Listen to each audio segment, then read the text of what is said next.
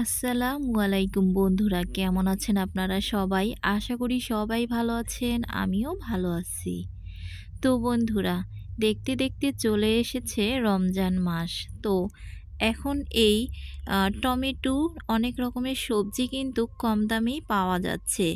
তাই আজকে আমি কিছু জিনিস আপনাদেরকে কিভাবে সংরক্ষণ করে রেখে খাবেন সেটাই আজকে করে দেখাবো। তো বন্ধুরা, প্রথমে আমি এই যে নিয়ে নিয়েছি এখানে কিছু টমেটো। তো এখানে আমি মাত্র ৩০ টাকা দিয়ে ৫ কেজি টমেটো এনেছি। তো এই ৫ কেজি টমেটো আমি ফ্রিজে সংরক্ষণ করব।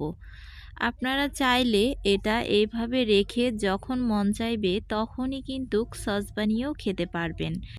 তো আজকে আমি আস্ত সংরক্ষণ করব না। আজকে আমি একদম যেভাবে সস বানিয়ে সবাই আমরা সংরক্ষণ করতে চাই ঠিক সেরকমই সংরক্ষণ করব।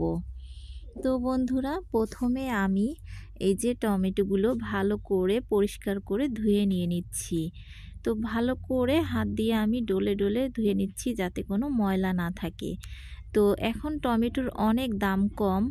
আমি মাত্র ৫ কেজি টমেটো এনেছি ৩০ টাকা দিয়ে। তো এই টমেটোগুলো কিন্তু অনেক ভালো। তো টমেটোগুলো আমি ধুয়ে রেখে দিয়েছি। আর এখানে এখন আমি কিছু গাজর সংরক্ষণ করব। তো এখানে আমি ১ কেজি গাজর মেশিন দিয়ে কুচিয়ে নিয়েছি। তো আমি এটা কুচানোটা সংরক্ষণ করব। এটা চাইলে আপনারা লুডুসে বা পোলাওয়ের উপরেও দিয়ে খেতে পারেন। তো আমি এখন এভাবে কুচিয়ে নিয়ে নিয়েছি প্রায় ১ কেজি গাজর এখানে। তো ১ কেজি গাজর আমি মাত্র ২০ টাকা দিয়ে কিনেছি। তো এইসব কম দামের জিনিসগুলো কিনে আমরা কিন্তু ডিপ ফ্রিজে সংরক্ষণ করে রাখতে পারি।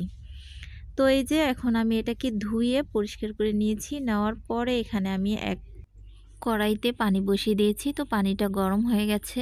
তো এর ভিতরে আমি গাজরগুলো দিয়ে দিচ্ছি। তো গাজরগুলো আমি হালকা ভাপ দিয়ে নিয়ে আমি ঠান্ডা করে নিব।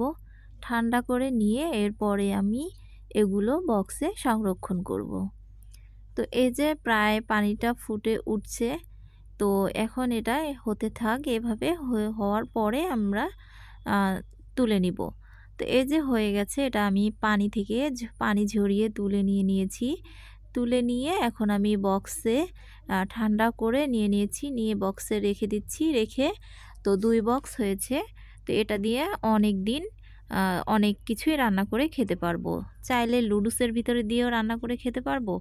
আবার পোলাওয়ের সাথে দিলে বা যেকোনো ভাজির সাথে দিয়েও রান্না করে খাওয়া যাবে এটা। তো এই যে এখন এটা ঠান্ডা হয়ে গেছে, এটাকে আমি বক্সটা মুখটা আটকিয়ে রেখে দিচ্ছি। তো এতে কোনো রকম সমস্যা হবে না, অনেক দিন রেখে খাওয়া যাবে। তো এরপরে টমেটোগুলো আমি দেখুন ছোট ছোট করে পিস করে কেটে নিয়েছি। তো কেটে নিয়ে এটাকে আমি একদম একটা পাতিলে বসিয়ে দিয়েছি। এখন এটাকে আমি সিদ্ধ করে নিব। তো এই যে সিদ্ধ করে নিয়েছি, দেখুন সিদ্ধ হয়ে গেছে অনেক সুন্দরভাবে। তো এটাকে আমি ব্লেন্ডার করব, যেরকমভাবে আমরা সস বানাতে ব্লেন্ডার করে থাকি তারপরে ছেঁকে নিয়েই ঠিক সেরকম করে রেখে দিব। সেভাবে রেখে দিলে আপনারা যদি চান যে অনেক সময় দেখা যাচ্ছে সস আমরা বানিয়ে নরমালি রেখে দিলে কিন্তু নষ্ট হয়ে যায় যদি খেতে একটু দেরি হয়। তো এভাবে করে আমি কয়েকটা বক্স ভরে রেখে দিব যতগুলো হবে। এখানে পরিমাণ একটু লবণ দিয়ে দিয়েছি আর একটু হলুদ দিয়ে দিয়েছি। তো এটাকে একটু জাল করে একটু ঘন করে নিয়ে এটাকে রেখে দিব। তো এই যে দেখুন ঘন হয়ে গেছে, আর আমি এটাকে ডিপ ফ্রিজে রেখেও দিয়েছি। রেখে দেওয়ার পরে একদম সুন্দর বরফ হয়ে গেছে। তো এই যে হয়ে গেল আমাদের গাজর, টমেটো, আর এই যে দেখুন কিছু পেঁয়াজের ফুল আমি কেটে নিয়েছি। ধুয়ে কেটে পরিষ্কার করে পানি ঝরিয়ে আমি বক্সের ভিতরে রেখে দিয়েছি। তো আমার টমেটোর বক্স হয়েছে ৩টা। তো এই বক্সগুলো আমি রেখে দিব। আমি যদি যখন আপনারা চাবেন যে আমি এখন সস বানাবো, সস বানিয়ে রেখে দিব, তো সস বানিয়ে খেতে পারবেন। আবার অনেক সময় দেখা গেছে আমরা শুকনা মরিচ খেলে আমাদের সমস্যা হয়, কাঁচা মরিচের তরকারি রান্না করি, তখন দেখা গেছে এই টমেটোর আপনি ২ টেবিল চামচ পরিমাণ দিয়ে দিলে আপনার তরকারিতেও একটা ফ্লেভার আসবে, আবার কালারটাও অনেক সুন্দর দেখা যাবে। আর এই যে গাজরগুলো খুব সুন্দর করে কিন্তু হয়ে গেছে, ডিপ একদম বরফ হয়ে গেছে। এখন এগুলো আমি এখন রেখে দিচ্ছি। তো বন্ধুরা, আশা করি আজকের এই ভিডিওটা আপনাদের অনেক উপকারে আসবে। তো যদি আজকের ভিডিও আপনাদের ভালো লাগে তাহলে অবশ্যই লাইক, কমেন্ট, শেয়ার করবেন আর আমার চ্যানেলটা অবশ্যই সাবস্ক্রাইব করবেন। তো আজকের মতো এখানেই বিদায় নিচ্ছি। আল্লাহ হাফেজ। সবাই ভালো থাকবেন।